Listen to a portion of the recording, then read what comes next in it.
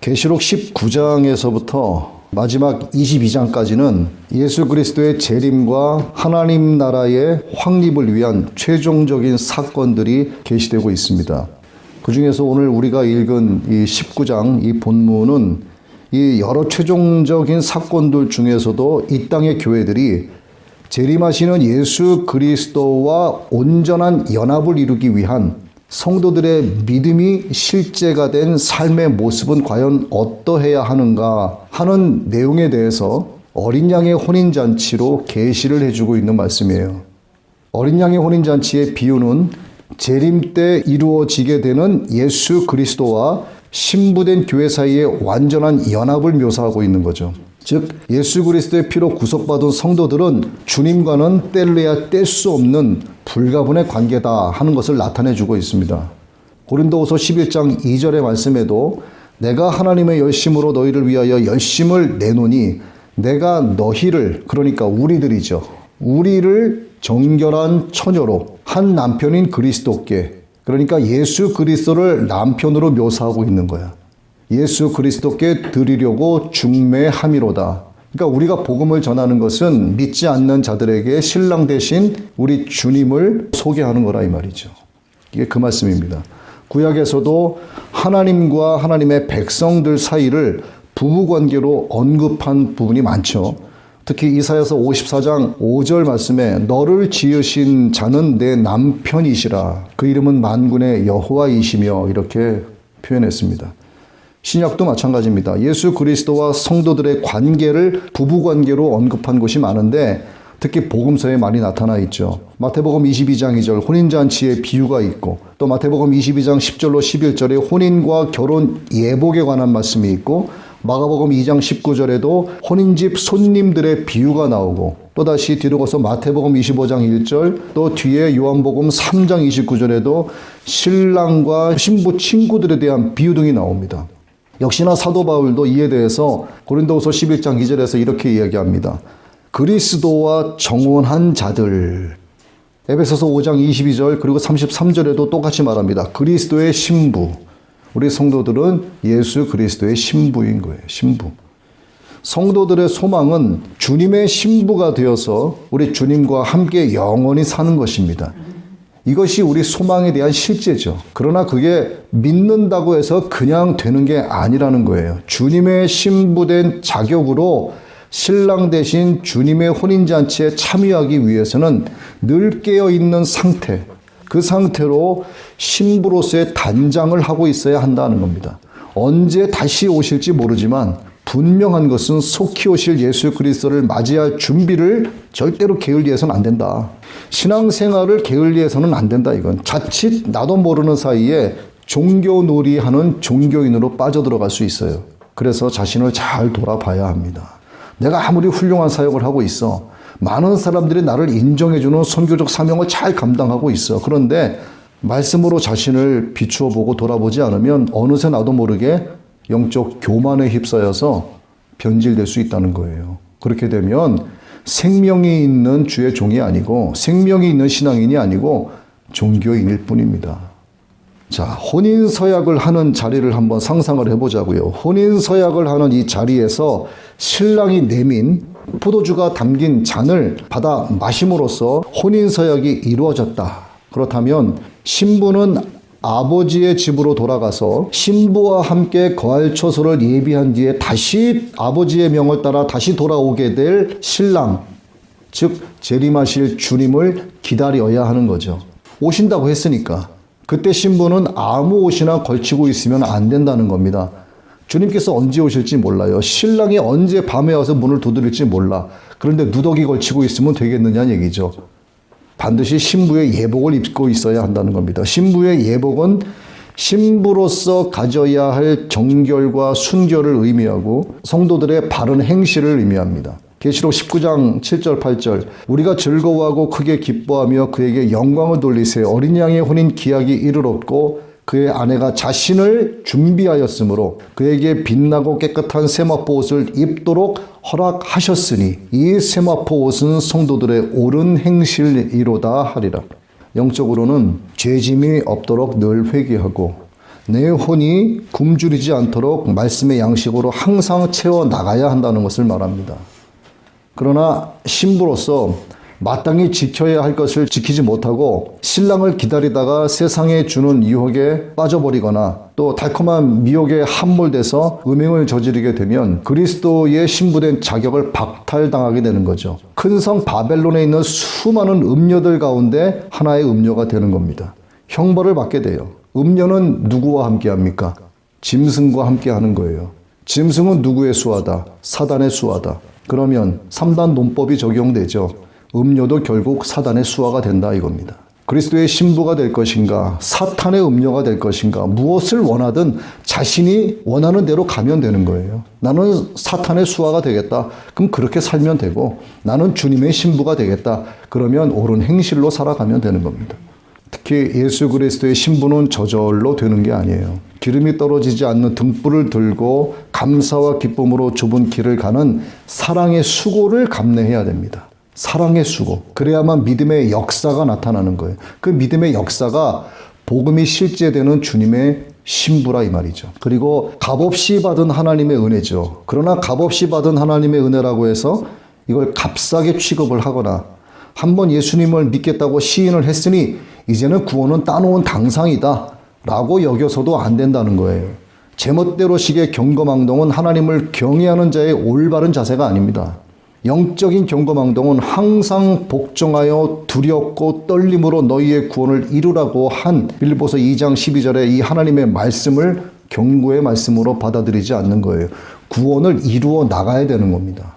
불경건은 영적인 가치의 하락을 가져와요. 영적인 가치의 하락은 세속적인 가치의 증대로 이어집니다. 세속적 가치의 증대는 영적 우상 숭배로 이어지게 되는 거예요. 그렇게 되면 큰 성 바벨론에 속한 음녀가 되는 결론에 이르게 되는 겁니다. 다시 말씀드리지만 예수 그리스도의 신부라면 나를 데리러 올 거라는 신랑을 향한, 우리 주님을 향한 기대를 저버리지 말아야 되고 늘 신뢰해야 되고 굳건한 믿음으로 그 반석 위에 서 있어야 되는 겁니다. 이 굳건한 믿음의 열매로 나타나는 것이 바로 정결한 언행, 오늘 본문 말씀에서 우리에게 주시는 옳은 행실인 거예요. 이렇게 인내로서 믿음을 지킨 신부에게 주어지는 것이 형언할 수 없는 아름다운 어린 양의 혼인 잔치에 참여하는 겁니다. 어린 양의 혼인 잔치로 비유된 예수 그리스도와 그분을 따르는 성도들 간의 완전한 결합은 무엇으로 이루어진다? 예수님의 재림으로 이루어진다 이거죠. 그때가 되면 성도들은 무한한 영광과 상급으로 덧입게 되는 겁니다. 데살로니가전서 4장 17절에도 또 골로새서 3장 4절에도 무한한 영광과 상급으로 덧입게 된다라고 기록이 되어 있습니다. 그래서 우리는 예수 그리스도의 정결한 신부로서 부끄럽지 않은 선한 행실로 자신을 늘 단장을 하고 있어야 된다 하는 거죠. 그리고 예수 그리스도와 교회의 온전한 연합을 어린 양의 혼인잔치라고 한 것은 예수님께서 친히 자신의 핏값으로 사신 교회다 하는 깊은 의미를 갖고 있어요. 즉 우리를 위해서 지불하신 지참금이 뭐냐 하면 바로 주님의 보혈이라 이 말입니다. 그러나 성도라고 해서 다 주님의 신부가 되지 않아요. 예수 믿는다라고 말한다고 해서 다 주님의 신부로 참여하진 않는다는 겁니다. 신실한 성도여야만 하는 거예요. 내가 신실한 성도인지의 여부는 저와 여러분 안에 있는 신앙적 양심이 말해주고 있어요.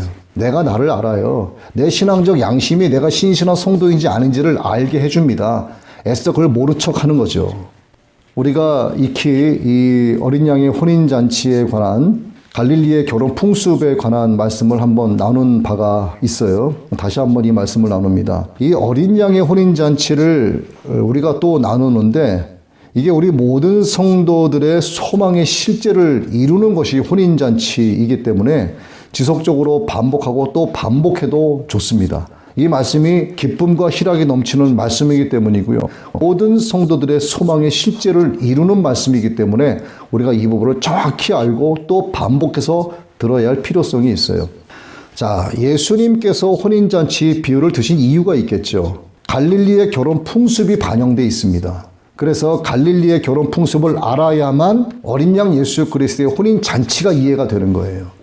당시 혼인잔치는 3단계로 진행이 됐습니다. 그러나 말씀에 들어가기 전에 먼저 우리가 염두해야 하는 것이 있는데 한국의 결혼 문화에 관한 거예요. 한국의 결혼식 피로연은 밥 한 끼 먹으면 그냥 뿔뿔이 흩어지고 끝나요. 그런데 갈릴리의 결혼식 피로연은 한국과는 다르게 길게 지속이 된다 하는 것. 이것을 염두하고 들으시면 됩니다. 자, 예수님의 혼인 잔치가 3단계로 나누어진다 말씀을 드렸는데 첫 번째 단계는 청혼 서약이 이루어지죠. 청혼 서약에서 중요한 것은 신랑의 청혼에 대해서 신부가 거부할 권리가 있다는 거예요. 받아들일 수도 있고 거부할 수도 있다. 자, 서약은 신랑이 청혼 목적으로 주는 포도주 잔을 신부가 받아 마시는 것으로 수락이 됩니다. 만약 신부가 신랑의 청혼을 거절하면 결혼을 없었던 일로 해버리는 거예요. 하나님께서 우리에게 주신 자유의지가 있죠. 하지만 이 의지에 따른 선택에는 이에 상응하는 책임이 반드시 뒤따르게 됩니다. 이것은 현대의 교회들이 예수님의 재림을 기다리지 않는 현상과 더불어서 교회에 매우 심각한 상황을 반영을 해주고 있는 거예요.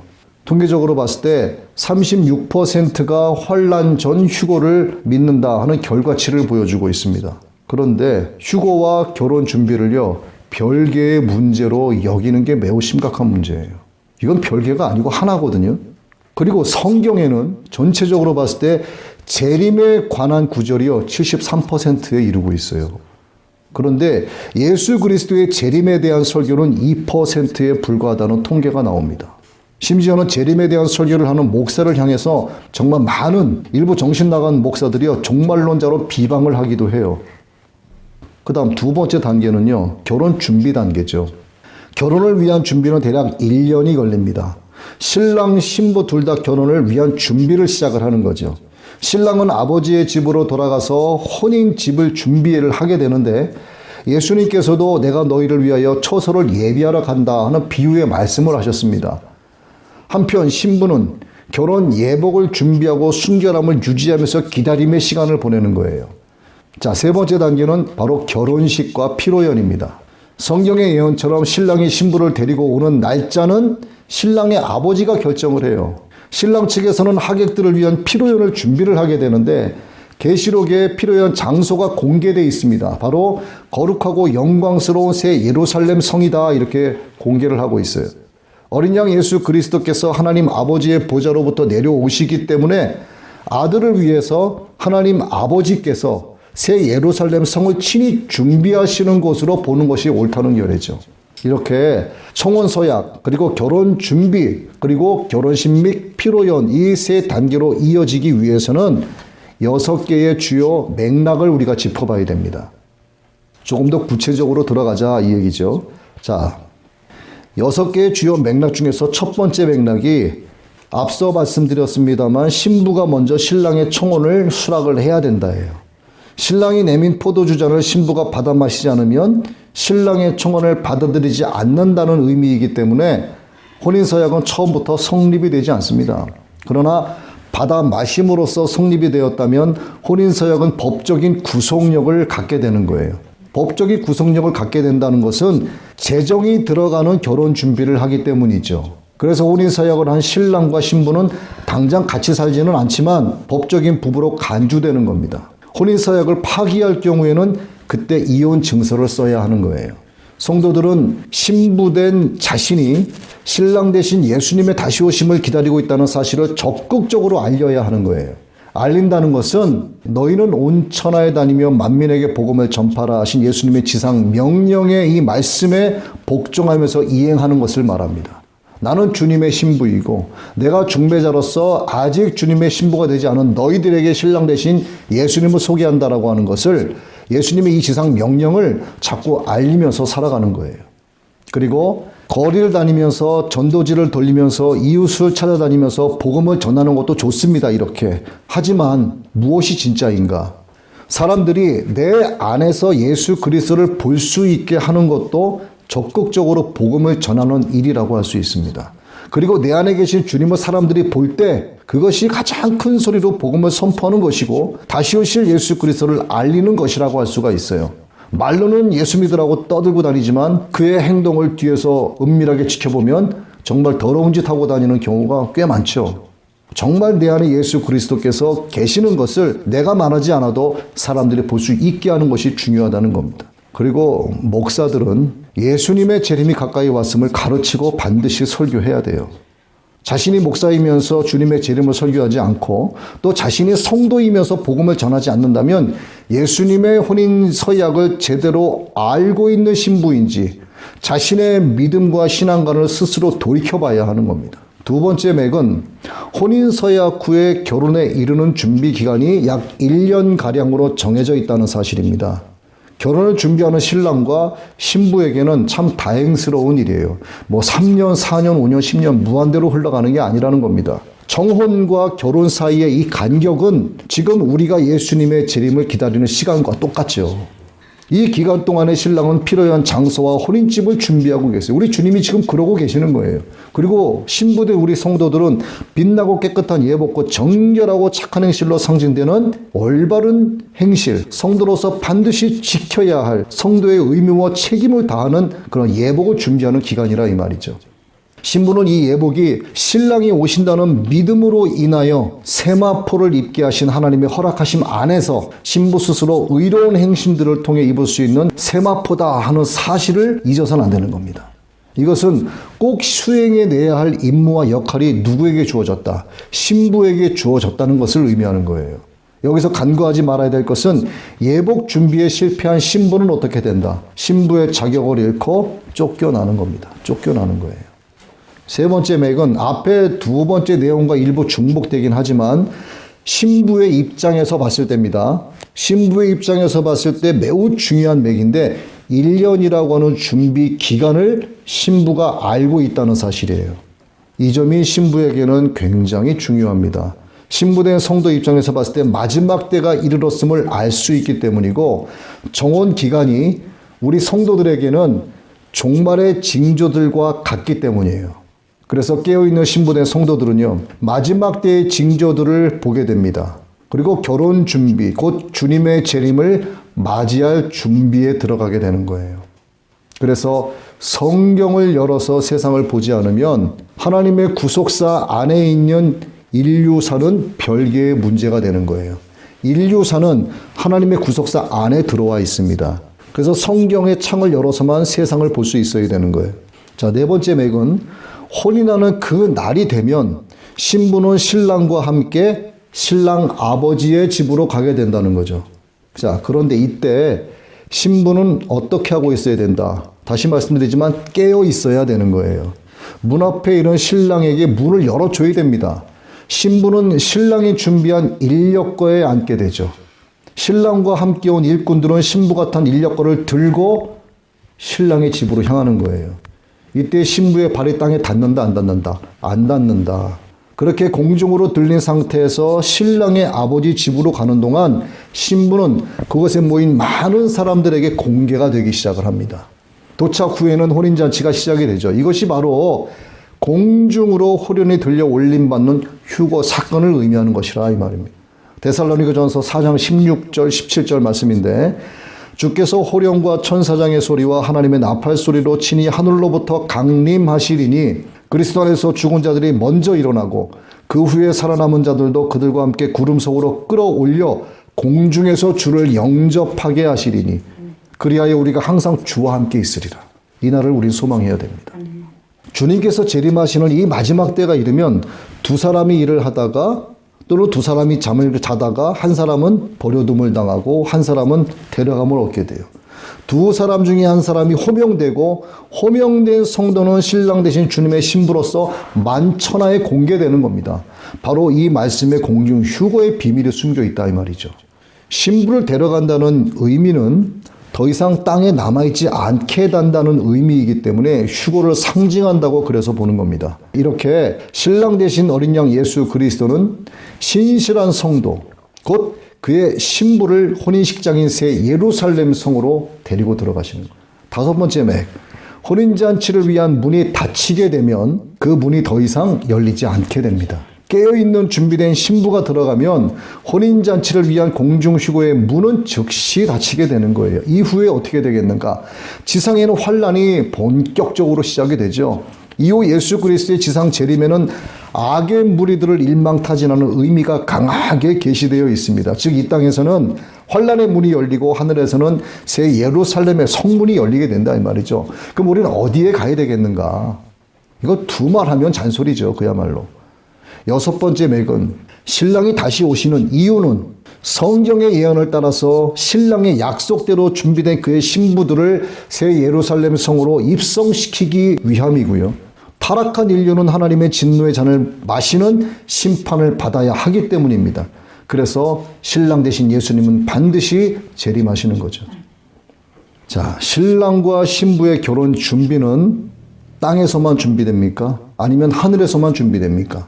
하늘과 땅 동시에 진행이 되는 거예요. 그리고 양쪽 모두의 준비가 끝났을 때 신부를 데리고 와라 하는 아버지 하나님의 명령이 떨어지는 겁니다. 이 땅의 모든 성도들, 곧 주님의 신부들은 그 날짜와 시간을 몰라요. 아들이신 예수님도 모르십니다. 아버지 하나님만 아세요. 그렇다고 해서 전혀 모른 채 결혼식을 준비하는 것이 아니라는 거죠. 그때와 시를 우리는 알 수 있는 겁니다. 종말의 징조들을 통해서. 기록된 하나님의 말씀을 통해서 그때와 그 시에 나타나는 시대적 현상들을 보고 알게 되는 거예요. 그래서 신랑이 올 때를 감지하고 더욱더 깨어 준비하게 되는 겁니다. 그리고 그날이 더욱 가까이 이르게 되면 신랑 되신 어린 양 예수 그리스도와 신부된 성도들의 혼인잔치의 서막을 알리는 천사들의 나팔 소리가 하늘에서 울려 퍼지게 되는 거죠. 지금 보시면 인류의 죄가 온 세상의 지면을 덮고 있습니다. 그리고 그 죄는 또다시 인류를 겹겹이 덮고 있어요. 이러한 모든 죄악들은 사라지지 않고 하늘에 사무칩니다. 주님께서 다시 오실 그날이 다 되었음을 이것만으로도 충분히 우리는 알 수 있어요. 성도는 죄악을 행해서도 안 되고 악에 덮여서도 안 됩니다. 사망이 쏘는 죄에 맞아서도 안 되고요. 진리 안에서 자유함을 누리다가 세마포를 입은 주님의 신부된 자격으로 혼인잔치에 들어가야만 하는 거예요. 세마포를 입지 않으면 어떻게 되겠는가? 세마포가 매우 중요하죠. 내 옷 쫓겨 차갑고 어두운 곳에 던져져 거기서 슬퍼하며 이를 갈미 있으리라.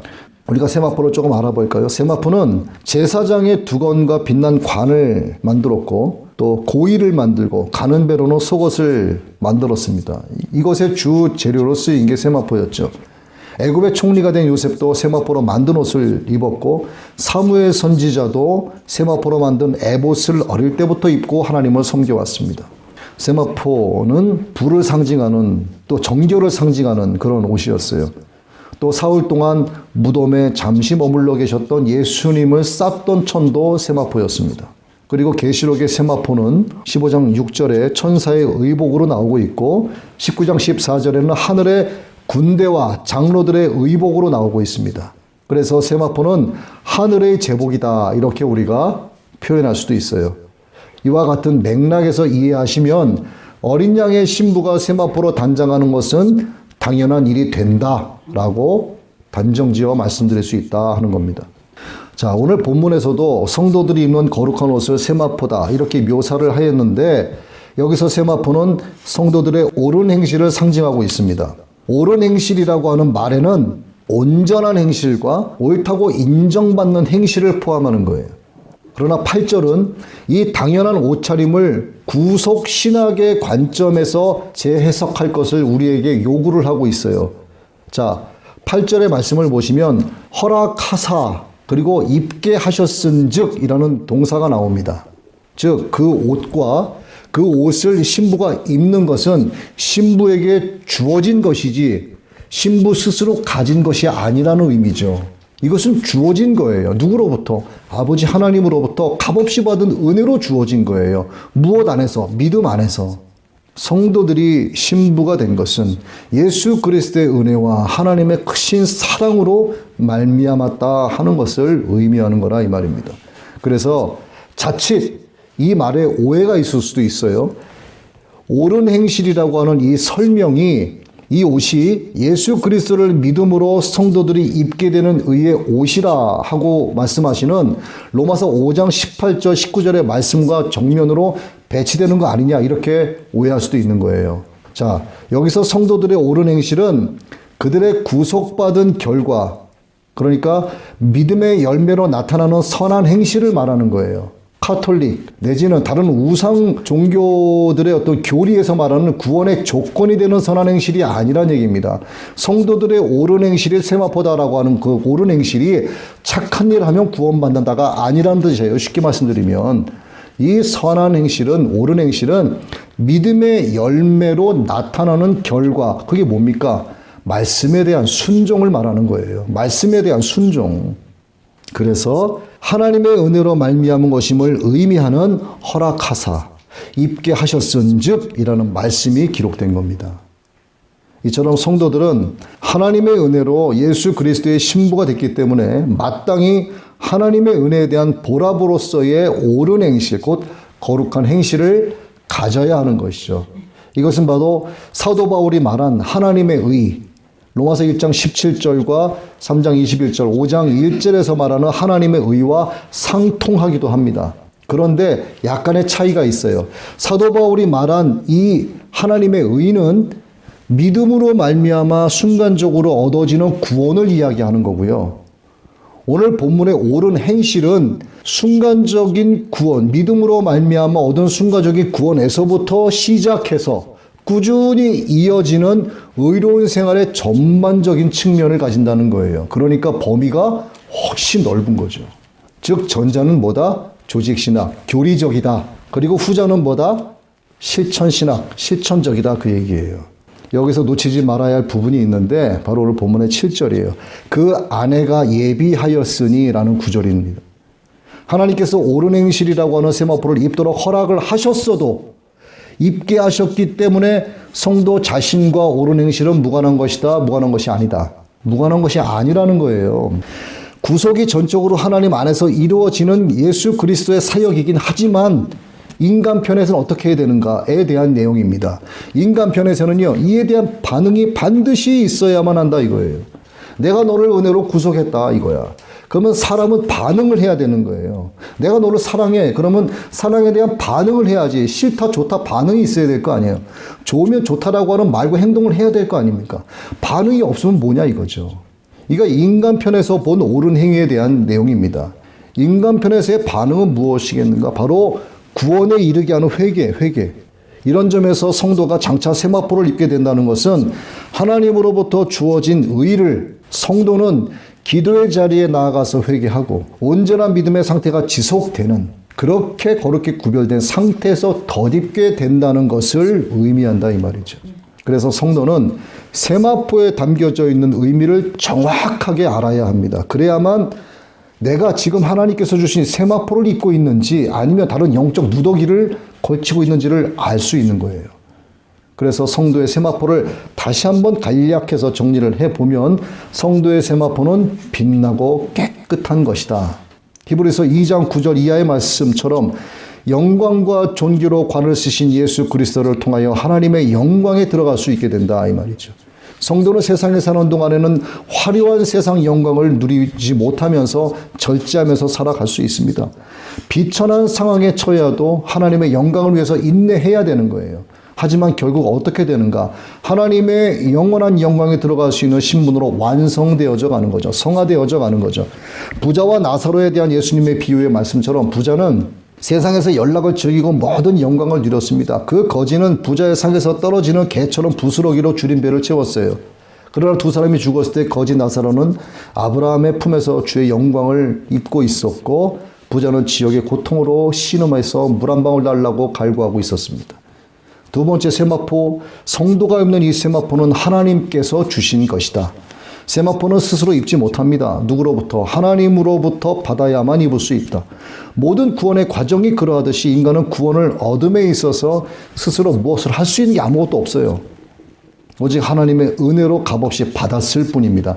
이 사실을 잊어서는 안 됩니다. 그래서 우리는 인생을 살아가는 순간 모든 순간이 하나님의 은혜입니다라는 고백을 해야 되는 거예요. 성도가 이렇게 되는 것이 율법의 행위로 말미암는다. 어떻게 되겠습니까? 저와 여러분은요, 어느 누구도 구원받을 사람이 없어요. 하나님은 의롭게 될 수 있는 방도를 마련하셨어요. 그 방도를 따르는 사람은 누구나 의롭다 하고 칭해 주십니다. 이게 이신칭의죠. 믿음으로 말미암아 의로워지는 의. 누구를 향한 믿음? 하나님의 아들 독생자 예수 그리스도를 향한 믿음이라 이 말이죠. 광야를 지나던 이스라엘 백성들이 하나님과 지도자 모세를 원망을 하다가 하나님의 징계로 불뱀에 물려 죽게 되는 그런 사건이 있었죠. 백성들은 모세에게 와서 살려달라고 애걸복걸합니다. 모세는 하나님께 간구했고 하나님께서는 백성들을 살 수 있는 방도를 장대 위에 매다 놋뱀으로 마련해 주셨어요. 불뱀에 물린 자 누구든지 놋뱀을 쳐다보면 살게 됐습니다. 그 상황에서도 안 쳐다보는 놈들은 안 쳐다봐요. 이와 같이 하나님은 죄악으로 말미암아 사망에 붙잡힌 바 된 우리를 위해서 독생자 예수 그리스도를 십자가에 달리게 하시고 십자가에 달리신 우리 주 예수 그리스도를 바라보고 의지하는 모든 믿는 사람은 죄와 사망으로부터 구원받도록 허락해 주신 것에 대한 예표였다는 겁니다. 셋째 세마포는 성도들의 옳은 행실이다. 계시록 7장에 등장하는 인맞은 14만 4천 명의 특색은 검은 옷이다? 흰 옷을 입고 있었다. 이 흰 옷은 어린 양의 피에 씻음받아 휘어진 옷이다. 그러나 그들은 이때 흰 옷을 입고 있었지만 세상에 사는 동안에는 많은 눈물을 흘렸어요. 그러면서도 하나님 보시기에 옳은 행동을 하면서 인내로서 믿음을 지켜냈습니다. 그래서 하나님은 7장 17절에서 이렇게 약속을 하셨어요. 어린 양이 저희 목자가 되며 생명수 샘으로 인도하시고 저희의 눈에서 모든 눈물을 씻어주실 것이라. 이 맥락으로 보면 성도들의 옳은 행실은 이 세상에 사는 동안 예수 그리스도를 위하여 받은 고난들을 의미한다고도 할 수 있습니다. 불신자들로부터 겪은 모욕들, 불경건한 자들로부터 입은 수치들, 우겨싸움 당해서 억울했던 것들, 그러나 오히려 그들을 위해서 기도해야 하는 어려움들, 사치와 향락에 대한 절제 같은 것들, 여러 가지 영적 고통 가운데서도 범사에 감사하라 하니 감사해야 되고, 항상 기뻐해라 하니 기뻐해야 되고, 쉬지 말고 기도해야 해라 하니 기도하기로 쉬는 죄를 범치 말아야 하는 하나님의 뜻에 살아가는 모든 거룩한 행실을 가리키는 것이 바로 성도들의 옳은 행실이라 이 말이죠. 하나님은 그러한 성도들의 눈물을 보시고 그들에게 흰옷을 입히시고 하나님의 보좌 앞에 서서 하나님을 섬길 수 있는 영광의 축복을 그들에게 곧 오늘 저와 여러분에게 이 땅의 모든 신실한 교회에게 허락해 주신다 이 말이죠. 따라서 성도라면 예수 그리스도를 위해서 받는 고난을 이상하게 여길 것이 아니라 오히려 기쁘게 여기면서 주님을 더욱 신뢰하고 기대해야 한다는 것입니다. 자, 조금 시간이 가긴 했습니다만 마지막으로 우리가 궁금한 게 있어요. 혼인잔치에 참여하는 신분을 우리가 알겠고 그 세마포도 알겠어요. 그렇다면 혼인잔치에 청함받은 자들은 도대체 누구인가 하는 문제에 대한 궁금증들이 있더라고요. 여러분은 혹시 아실지 모르겠어요. 신부는 알겠는데 도대체 청함받은 자들은 누구인가? 왜? 청함받은 자들은 신부라고 표현이 안 돼 있는데 혼인잔치에 참여를 하거든. 그럼 누구냐 이거죠, 이 사람들이. 자, 세대주의자인 주석가 존 왈부드라는 사람이 있습니다. 이 왈부드는 요한계시록을 철저히 문자적, 그리고 미래적, 연대기적으로 설명을 하고 있어요. 예를 들어서 2, 3장은 교회 시대의 여러 단계들을 묘사하고 있고 4에서 18장은 그리스도의 재림이 있기 전 마지막 7년간을 묘사한다. 또 19장은 예수님의 재림을 묘사하고 20장은 재림 이후의 천년 왕국을 묘사하고 21장에서 22장까지는 영원한 상태를 묘사하고 있다. 이렇게 존 왈부드는 말하고 있습니다. 특히 오늘 본문 19장 7절에 나오는 그의 아내, 곧 신부죠. 그리고 9절에 나오는 어린 양의 혼인잔치에 청함받은 자들을 어떻게 보고 있는가? 서로 다른 존재로 설명하고 있어요. 다른 존재. 자, 잘 들어보십시오. 이 존 왈부드의 견해는요, 모든 그리스도인들이 예수님의 재림을 앞두고 깨어 있어야 한다는 경각심을 심어주고 있다는 면에서는요, 큰 가치를 가지고 있다라고 말할 수 있습니다. 그리고 그의 견해가 어떤 명료성과 단순성을 가지고 있어서 계시록을 읽는 성도들이 쉽게 이해할 수 있다 하는 점에서 어느 정도는 긍정적인 면을 가지고 있다라고도 평가할 수 있어요. 그런데 중요한 오류가 있습니다. 결정적인 오류가 있어요. 먼저 그의 세대주의적인 신학적 전제에 관한 문제입니다. 여러 이유가 있겠지만 요한계시록만 보더라도 말씀을 지나치게 문자적으로만 해석했고 단순한 연대기적 논리로만 이해하고 있다는 점이에요. 게다가 계시록의 대부분을 오직 세상 종말에 있을 일들로만 해석을 했습니다. 즉 계시록의 여러 징조들이 이미 역사를 타고 계속 이어져 오고 있다는 사실을 일부 없애버리고 간과했다는 뜻이에요. 하나님의 구속의 역사는 창조 이래부터 오늘에 이르기까지 전 세대에 걸쳐서 이어져 왔습니다. 인류 역사의 흐름은 계속되는 하나님의 구속사의 과정이라는 얘기죠. 인류 역사의 마지막은 역시나 하나님의 구속사의 완성을 이야기하는 거죠. 요한계시록의 마지막 부분이 종말의 결정적인 징조들이라면 과거로부터 마지막 그날에 이르기까지는 종말의 과정들이라 할 수 있습니다. 즉 하나님의 나라의 완성을 위한 역사는 계속 이어지고 있다는 뜻입니다. 이 부분을 그는 간과한 것이죠. 우리 또한 이 부분을 간과해서는 안 됩니다. 다음으로 역사적인 전천년주의자인 조지 레드라고 하는 사람이 있는데, 이 조지 레드는 신부 그리고 청함받은 자들을 구분하지 않았어요. 같다 이렇게 설명했습니다. 묵시문학에 자주 나오는 이 비유적 언어의 유연성으로 이해한 겁니다. 예를 들어서 계시록 7장 17절에서 예수 그리스도를 어떻게 표현했습니까? 어린 양과 양떼의 목자로 표현했어요. 그리고 19장 11절에서는 정복하는 전사다 이렇게 표현했습니다.